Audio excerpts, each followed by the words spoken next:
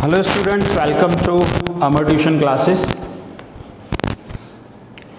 आज हम valuation of share chapter में क्वेश्चन नंबर 5 करेंगे।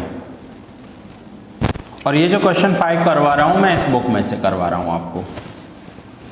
The balance sheet of but limited as on 31 March 20 is given below. अब एक बैलेंस शीट दी हुई है, हम पहले देख लेंगे बैलेंस शीट में अंदाजा क्या क्या दिया हुआ है। इक्विटी शेयर्स हैं, preference shares, general reserve, profit of current year, liabilities, assets, investments, stock, debtors and cash. अब बैलेंस शीट के बाद हम देखेंगे कि हमें इसमें करना क्या है। एडिशनल इंफॉर्मेशन में क्या क्या दिया हुआ है। The present value of the building is 3,50,000 and furniture is 3 lakh. The profit earning capacity of the other companies doing such business is 15% of the market value of their shares. इसका meaning है कि जो सेम हमारे जैसा business करने वाली companies हैं उनका जो प्रॉफिट है वो 15% है। तो इससे कहेंगे ये एक्सपेक्टेड रेट ऑफ रिटर्न दिया हुआ है कि जो भी लोग इस टाइप का बिजनेस करते हैं उन्हें अप्रॉक्स 15% जितना प्रॉफिट हो जाता है। Next, profit of the last 3 year has shown an increase of 45,000 annually. Last 3 year से 45,000 प्रॉफिट इंक्रीज होता जा रहा है। Goodwill of the company is to be calculated at 3 years purchase of super profit। सबसे पहले हमें यहाँ गुडविल कैलकुलेट करनी है। Rate of taxes is 50% and the profit for the year 1920 is before deducting the taxes. Tax rate 50% है और ये जो 1920 का प्रॉफिट दिया हुआ है ना, ये प्रॉफिट बिफोर टैक्स दिया हुआ है, मीन्स इसमें से इन्होंने अभी टैक्स डिडक्ट नहीं किया है। The company has been transferring 20% of the profit after taxes every year to its general reserve। After taxes जो भी प्रॉफिट बचता है कंपनी 20% जनरल रिजर्व में ट्रांसफ़र कर देती है। सबसे पहले हमें यहाँ पर गुडविल कैलकुलेट करना होगा, valuation of goodwill. Valuation of goodwill calculate करने के लिए आपका लास्ट चैप्टर क्लियर होना चाहिए जिसमें मैंने आपको सारे रूल्स लिखवाए हैं वैल्यूएशन ऑफ गुडविल के, और कैसे कैलकुलेट करनी है वो भी एक्सप्लेन किया है। तो पहले हम वैल्यूएशन ऑफ गुडविल कैलकुलेट करेंगे एंड उसके बाद हम वैल्यूएशन ऑफ शेयर्स कैलकुलेट करेंगे। Now valuation of goodwill calculate करने के लिए सबसे पहले हमें असेट्स माइनस लाइबिलिटीज करनी होगी। तो यहाँ पर मैं लिख रहा हूँ असेट्स। अब एसेट्स में जिन एसेट्स के न्यू वैल्यूज दिए हुए हैं वो न्यू लेंगे, बाकी एसेट्स एज पर बुक वैल्यू ले लेंगे। So the present value of building is 3,50,000 and furniture 3,000। तो यहाँ पर लिखेंगे बिल्डिंग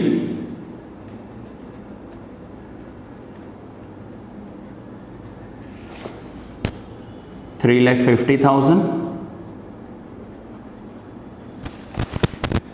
फर्नीचर 3,000। अब इन दोनों की न्यू वैल्यू दी हुई थी हमें, बिल्डिंग और फर्नीचर की न्यू वैल्यू दी हुई थी। बाकी अब हम स्टॉक देखेंगे। अब हम वैल्यूज कौन से हैं, बिल्डिंग हो गया, फर्नीचर हो गया। अब इन्वेस्टमेंट में 4% गवर्नमेंट सिक्योरिटीज़ हैं। जब भी गुडविल कैलकुलेट करते हैं वहाँ पर हम ट्रेडिंग इन्वेस्टमेंट्स लेते हैं। आप लिख लो हिंदी में, इंग्लिश में, जिस भी लैंग्वेज में आपको समझ में आ रहा है कि जब भी हम गुडविल कैलकुलेट करते हैं सिर्फ ट्रेडिंग इन्वेस्टमेंट्स लेनी है। और ट्रेडिंग इन्वेस्टमेंट कैसे पता चलती है, तो आपको इन्वेस्टमेंट में लिखा होगा इन्वेस्टमेंट अगेंस्ट एनी फंड, जैसे लिखा हो इन्वेस्टमेंट अगेंस्ट प्रोविडेंट फंड, ऐसी वर्डिंग यूज़ की हुई हो तो वो ट्रेडिंग इन्वेस्टमेंट है। या लिखा होगा इन्वेस्टमेंट इन सब्सिडियरी कंपनी, तो सब्सिडियरी कंपनी में जो पैसा इन्वेस्ट करते हैं ना वो ट्रेडिंग इन्वेस्टमेंट में आता है। फिक्स्ड एसेट्स हो गए, इन्वेस्टमेंट नहीं लेने हैं, प्रिलिमिनरी एक्सपेंस कभी लेते नहीं हैं। उसके बाद आ रहा है स्टॉक। तो स्टॉक का जो वैल्यू दिया हुआ है वही सेम वैल्यू ले लेंगे यहाँ पर 4,50,000 और ब्रैकेट में लिखा भी हुआ है मार्केट वैल्यू है स्टॉक। स्टॉक के बाद हमें लेने debtors, after bad debt reserve लेंगे debtors 2,80,000 and then cash or bank.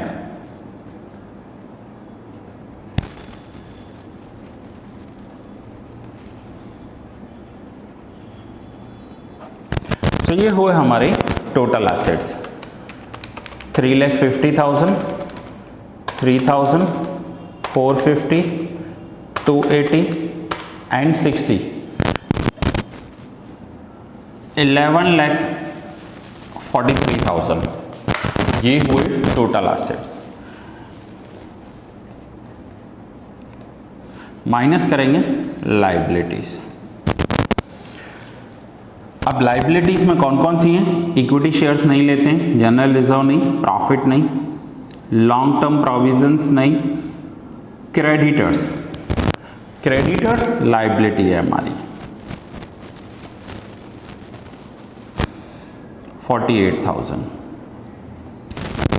And profit जो है ना करंट ईयर का 4,30,000 है और 50% टैक्स है। सो गवर्नमेंट को टैक्स देना है, ये हमारी लाइबिलिटी है। तो यहाँ पर लिखेंगे टैक्स प्रोविज़न 4,30,000 का हाफ करेंगे 2,15,000, 48,000 प्लस 2,15,000 2,63,000 लाइबिलिटीज हो गई। अब एसेट्स में से ये माइनस करेंगे तो नेट एसेट्स आ गए 8,80,000, ये हुए हमारे नेट एसेट्स। अब नेट एसेट्स में से माइनस करते हैं प्रेफरेंस शेयर कैपिटल। ये सारे के सारे वही स्टेप्स कर रहा हूं जो हमने गुडविल में सीखे हैं। प्रेफरेंस शेयर कैपिटल, सो प्रेफरेंस शेयर कैपिटल है 1 लाख, 880 माइनस 1 लाख 7,80,000। तो ये जो 7,80,000 हमारा आंसर आएगा that is our capital employed. से है first step capital employed. Now second is expected profit, expected profit. So expected profit के लिए फॉर्मूला होगा capital employed into expected rate of return. मैं हमेशा शॉर्ट में लिखूंगा, आपको पूरा लिखना है। Capital employed into expected rate of return. So capital employed 7,80,000 and expected rate of return. इसी टाइप का बिजनेस करने वाली कंपनी जो है वो 15%, यहाँ दिया हुआ था 15% प्रॉफिट करती हैं। नाउ 15% प्रॉफिट करते हैं, सो expected rate of return 15%। So 7,80,000 into 15%, 1,17,000 ये हो गया एक्सपेक्टेशन इस बिजनेस में से। नाउ हम एवरेज प्रॉफिट देखते हैं। सो एवरेज हो तो एवरेज करेंगे स्टेप नंबर 3 और वेटेड एवरेज हो तो वेटेड एवरेज। सो यहाँ पर प्रॉफिट एवरी ईयर इंक्रीज हो रहा है, तो यहाँ पर हम कैलकुलेट करेंगे weighted average profit. Now weighted average profit, सबसे पहले हम लिखते हैं year, then profit, then weight and multiply करेंगे इन दोनों को, तो आंसर आ जाएगा weighted profit.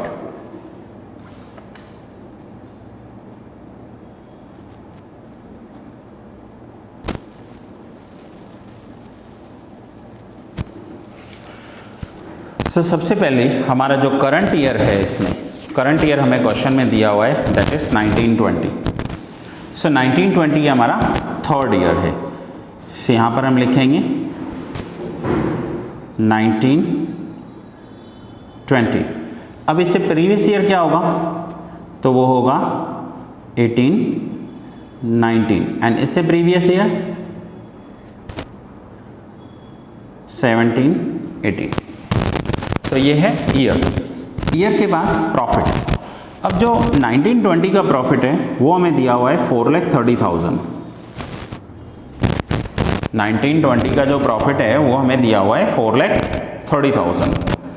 Now every year जो प्रॉफिट है ना वो इंक्रीज हो रहा था इनका। कितना इंक्रीज हो रहा है, 45,000। सो अगर 1920 जो लास्ट ईयर है उसका प्रॉफिट 4,30,000 है तो उसका प्रीवियस ईयर का प्रॉफिट 4,30,000 में से माइनस करेंगे 45,000 तो वो होगा 3,85,000 एंड 3,85,000 में से माइनस करेंगे 45,000 तो प्रॉफिट होगा 3,40,000। तो देखो एवरी ईयर जो प्रॉफिट है वो 45,000 इंक्रीज हो रहा है। वेट 1 to 3 लेना होता है हमें। सो मल्टीप्लाई करेंगे 340 into 1 3,40,000, 3,85,000 into 2 7,70,000 and 4,30,000 into 3 12,90,000। So total answer देखेंगे तो ये हुआ 24 लाख और टोटल वेट जो है वो है 6। So now weighted average profit, पहले आप फॉर्मूला लिखोगे weighted average profit, total weighted profit upon weight. So total weighted profit 24 lakh divide by weight करेंगे तो ये आंसर आएगा 24 divide by 6। So weighted average profit हो जाएगा 4 लाख। अब वेटेड एवरेज प्रॉफिट में से सबसे पहले हम माइनस करते हैं जब हम गुडविल कैलकुलेट करते हैं। तो गुडविल के स्टेप्स आपको याद हैं। सो वेटेड एवरेज प्रॉफिट में से सबसे पहले हम माइनस करेंगे टैक्स जो इस सम में 50% दिया हुआ है। अब 50% टैक्स दिया हुआ है तो 4 लाख का 50% हो जाएगा 2 लाख। सो 4 लाख माइनस 2 लाख तो आंसर आ गया 2 लाख। अब इस 2 लाख में से माइनस करेंगे इंटरेस्ट ऑन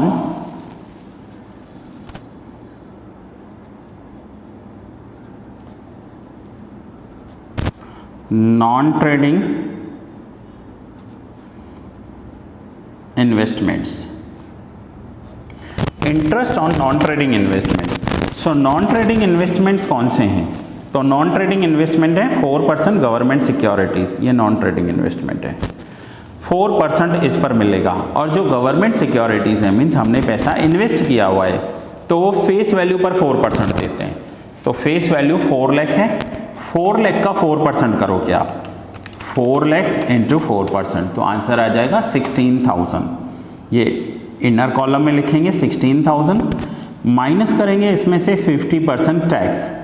ये सारे वही स्टेप्स हैं जो हम गुडविल चैप्टर में सीख कर आए हैं। 16,000 में से 8,000 माइनस करेंगे सो फाइनल आउटर कॉलम 8,000। सो 2 lakhs में से माइनस करेंगे 8,000 द आंसर विल बी 1,92,000। अब इसमें से हम माइनस करते हैं लास्ट प्रेफरेंस डिविडेंड। सो प्रेफरेंस डिविडेंड कितना होगा, 1,008% preference shares of 100 each 1 lakh, तो 1 लाख का 8% करेंगे, 1 लाख का 8% प्रेफरेंस डिविडेंड होगा। सो 1 लाख का 8% होता है 8,000। सो 1,92,000 में से 8,000 माइनस करेंगे द आंसर विल बी 1,84,000। तो ये हो गया हमारा एवरेज प्रॉफिट। सो सबसे पहले हमने एसेट्स कैलकुलेट किए, देन हमने एक्सपेक्टेड प्रॉफिट कैलकुलेट किया, देन वेटेड एवरेज प्रॉफिट। अब वेटेड एवरेज प्रॉफिट के बाद नेक्स्ट स्टेप कौन सा होता है, so next step number 4 super profit. So super profit का पहले आप फॉर्मूला लिखोगे, एवरेज प्रॉफिट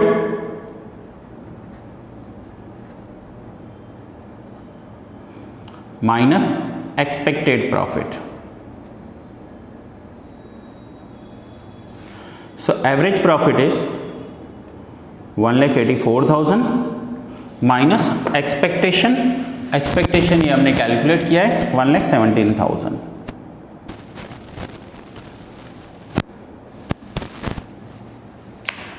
सो 1,84,000 में से 1,17,000 माइनस करेंगे,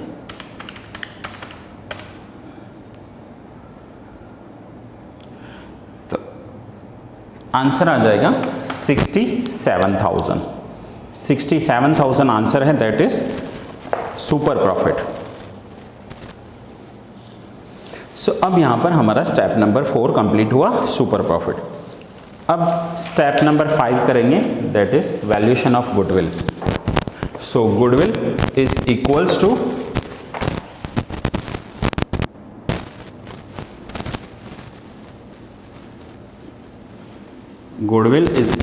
super profit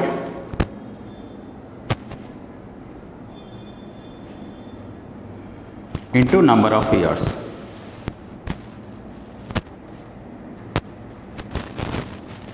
So super profit 67,000 into number of years 3। So 67,000 into 3,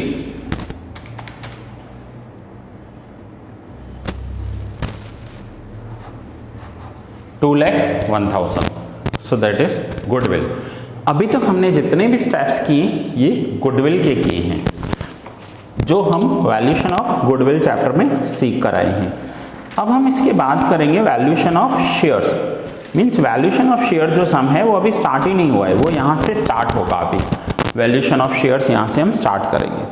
सो अभी तक जो हमने स्टेप्स किए सारे गुडविल के स्टेप्स थे। सो नाउ अब मैं यहाँ पर स्टार्ट करने जा रहा हूँ वैल्यूएशन ऑफ शेयर्स। इस क्वेश्चन में गुडविल नहीं दी हुई थी, इसलिए पहले गुडविल कैलकुलेट किया। अगर गुडविल दी हुई हो तो कैलकुलेट करने की कोई ज़रूरत नहीं है, सारे सम्स में ऐसा नहीं होगा। So now valuation of shares.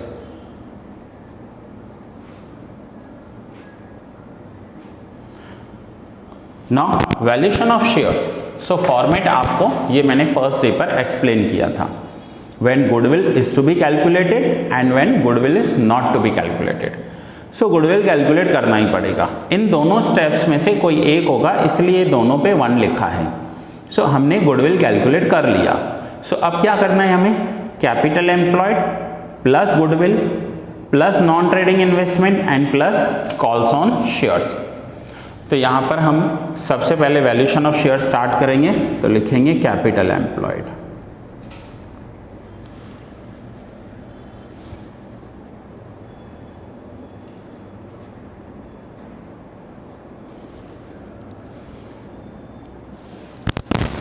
तो सबसे पहले कैपिटल एम्प्लॉयड लिखना है एंड कैपिटल एम्प्लॉयड का वैल्यू है 7,80,000। ये कहाँ से आया 7,80,000? तो ये हमने ऑलरेडी गुडविल कैलकुलेट करते वक्त यहाँ पर काउंट किया था 7,80,000। सो 7,80,000 प्लस करेंगे नॉन ट्रेडिंग इन्वेस्टमेंट्स। अब नॉन ट्रेडिंग इन्वेस्टमेंट का हम यहाँ पर वैल्यू लेने वाले हैं मार्केट वैल्यू। तो नॉन ट्रेडिंग इन्वेस्टमेंट्स देखिए कितना दिया हुआ है। तो नॉन ट्रेडिंग इन्वेस्टमेंट है 3,80,000 और 3,80,000 में से 45,000 का फंड है, डेप्रिसिएशन फंड है। सो 380 माइनस 45 करेंगे, 3,80,000 माइनस 45,000, तो ये हो जाएगा 3,35,000। ये हो गई इन्वेस्टमेंट की वैल्यू। अब हम इसमें प्लस करेंगे गुडविल जो हमने जस्ट अभी यहाँ पर कैलकुलेट की थी। सो गुडविल है 2,01,000। सो इन तीनों को हमें ऐड करना है। यहाँ पर लास्ट ऐड करना है कॉल्स, लेकिन इस सब में कॉल्स हैं नहीं। 4,000 equity shares of 100 each fully paid up है। सो 4,000 इंटू 100 4 लाख होगा। सो पूरा का पूरा फुल्ली पेड अप है। तो इन तीनों का अब हम टोटल करेंगे। सो वो हो जाएगा 13,16,000। तो ये हो गया हमारा NA नेट एसेट्स। अब इसके बाद हमें ये देखिए, फिर से मैं फॉर्मेट लेकर आ रहा हूँ ताकि आपको पता चले। हमने पहले NA कैलकुलेट कर लिया, अब हमें कैलकुलेट करना है intrinsic value of shares. Intrinsic value को बुक वैल्यू भी कहते हैं। उसका फॉर्मूला है net assets upon number of equity shares. So short में मैं लिख रहा हूँ intrinsic value is equals to net assets divide by number of shares. यहाँ पर नंबर ऑफ शेयर्स में नंबर ऑफ इक्विटी शेयर्स लेंगे। सो नेट एसेट्स 13,16,000 जो हमने यहाँ पर कैलकुलेट किया है। Number of equity shares 4,000 equity shares हैं। सो 13,16,000 डिवाइड बाय 4,000 इक्विटी शेयर्स। सो 13,16,000 को 4,000 से डिवाइड करेंगे तो ये आंसर आ जाएगा 329 पर शेयर। 329 पर शेयर है ये इंट्रिंसिक वैल्यू। सो अभी तक हमने क्वेश्चन में वैल्यूएशन ऑफ शेयर्स जो स्टार्ट किया है उसमें इंट्रिंसिक वैल्यू कैलकुलेट की है। क्वेश्चन में आपसे पूछा गया है फेयर वैल्यू। तो फेयर वैल्यू क्या होता है? तो फेयर वैल्यू में हमें intrinsic value plus market value divide by 2 करना होता है। तो ये अभी हमने इंट्रिंसिक वैल्यू कैलकुलेट किया है। अब इंट्रिंसिक वैल्यू कैलकुलेट करने के बाद नेक्स्ट हम कैलकुलेट करेंगे मार्केट वैल्यू एंड देन हमारा कैलकुलेशन होगा फेयर वैल्यू। अब मार्केट वैल्यू जब कैलकुलेट करना हो तो मार्केट वैल्यू के ये स्टेप्स हैं। पहले divisible profit, weighted average profit minus tax minus transfer to general reserve minus preference dividend. Then divisible profit के बाद B steps rate of dividend, C step market value and last fair value calculate करेंगे। So now अब हम calculate करने जा रहे हैं market value. तो मार्केट वैल्यू में सबसे पहले A स्टेप। A में क्या है? तो हमें कैलकुलेट करना है डिविजिबल प्रॉफिट। सो डिविजिबल प्रॉफिट, सबसे पहले हम डिविजिबल प्रॉफिट कैलकुलेट करेंगे। सो डिविजिबल प्रॉफिट के लिए हमें लिखना होगा वेटेड एवरेज प्रॉफिट, जो ऑलरेडी हमने कैलकुलेट किया है, गुडविल में कैलकुलेट किया था जब हमने गुडविल कैलकुलेट किया है। सो वेटेड एवरेज प्रॉफिट कितना है देख लेते हैं, ये रहा 4 लाख। सो वेटेड एवरेज प्रॉफिट 4 लाख। अब इसमें 4 लाख में से माइनस करेंगे टैक्स विच इज़ 50%, आपको दिया हुआ है 2 लाख। सो 4 लाख में से 2 लाख माइनस करेंगे तो आंसर हो जाएगा 2 lakh minus transfer to general reserve. अब एवरी ईयर कंपनी अपने प्रॉफिट का कुछ हिस्सा जनरल रिजर्व में ट्रांसफ़र करते हैं, वो क्वेश्चन में दिया हुआ है। ये रहा, company has been transferring 20% of the profit after tax. Company 20% अपना जो प्रॉफिट है वो जनरल रिजर्व में ट्रांसफ़र कर रही है। सो 2 लाख का 20% करेंगे, कंपनी 2 लाख का 20% 40,000 रुपीज़ जनरल रिजर्व में ट्रांसफ़र कर रही है। सो 2 लाख माइनस 40,000 तो आंसर हो जाएगा 1,60,000। लास्ट माइनस करते हैं प्रेफरेंस डिविडेंड प्रॉफिट में से। सो प्रेफरेंस डिविडेंड हमने पहले भी किया, फिर से सेम वैल्यू आएगी हमारी। ये गुडविल के लिए किया था 8,000, यहाँ पर शेयर के लिए कर रहे हैं।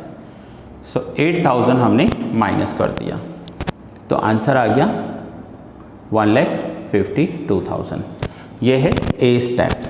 नाउ B करना है। सो B स्टेप में हमें करना है rate of dividend. Rate of dividend का फॉर्मूला होगा डिविजिबल प्रॉफिट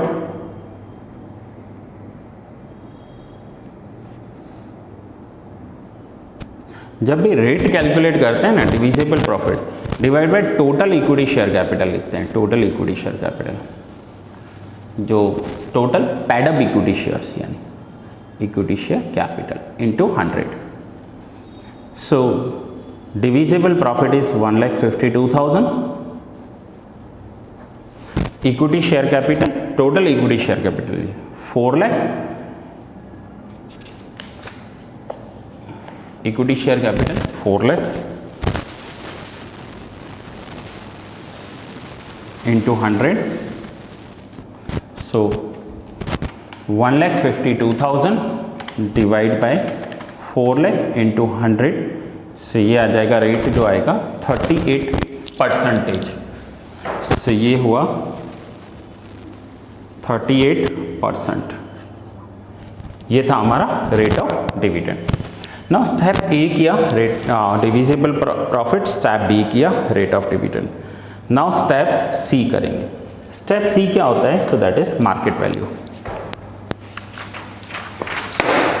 सो नाउ अब हम स्टेप सी करेंगे। सो स्टेप सी में हमें कैलकुलेट करना है market value. So step C में market value is equals to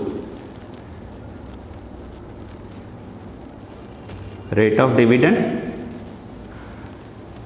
divide by expected rate of return into paid up value per share लिया जाता है यहाँ पर, paid up value per share. Format अब आपको याद हो जाना चाहिए। So now rate of dividend. So rate of dividend देखो कितना है, 38%। So rate of dividend 38, expected rate 15%, paid up value per share 100 rupees का है। ये हमें बैलेंस शीट में दिया हुआ है कि जो इक्विटी शेयर कैपिटल है वो 4,100 रुपीज़ के हैं। सो 38 इंटू 100 डिवाइड बाई 15 करेंगे तो ये आ जाएगा 253.33। 253.33। तो ये हो गया मार्केट वैल्यू। अब लास्ट में हमें क्वेश्चन में कैलकुलेट क्या करना है? तो fair value. Fair value is equals to intrinsic value plus market value divide by 2। Now intrinsic value, तो इंट्रिंसिक वैल्यू है 329, market value 253.33 divide by 2। So 253.33 329 by 2। So answer आ जाएगा 291.16666 है, तो मैं 17 कर देता हूँ यहाँ पर। ये हो जाएगा फेयर वैल्यू। तो देखिए स्टूडेंट, सबसे पहले हमें इसमें गुडविल नहीं दिया हुआ था, तो हमें गुडविल कैलकुलेट करना पड़ा। एंड गुडविल कैलकुलेट करने के बाद हमने वैल्यूएशन ऑफ शेयर कैलकुलेट किया। ये देखिए लास्ट लाइन पे आंसर दिया हुआ है 291.17। हो सकता है आपके बुक में क्वेश्चन नहीं मिले तो आप आगे पीछे करोगे, क्वेश्चंस मिल जाएंगे। सो मैं फिर से अब पूरा आपको सम दे देता हूँ नोट डाउन करने के लिए। फर्स्ट से देखिए, तो फर्स्ट सबसे पहले हमने वैल्यूएशन ऑफ गुडविल किया, जिसमें हमने वैल्यूएशन ऑफ गुडविल के जो स्टेप्स होते हैं जो गुडविल चैप्टर में सीख कर आए हैं वो किए। देन हमने वेटेड एवरेज प्रॉफिट किया एंड सुपर प्रॉफिट कैलकुलेट किया।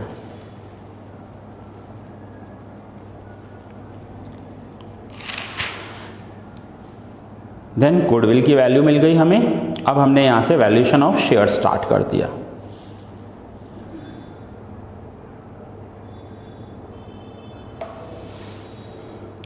देन वैल्यूएशन ऑफ शेयर्स में पहले intrinsic value, then market value के स्टेप्स ए बी,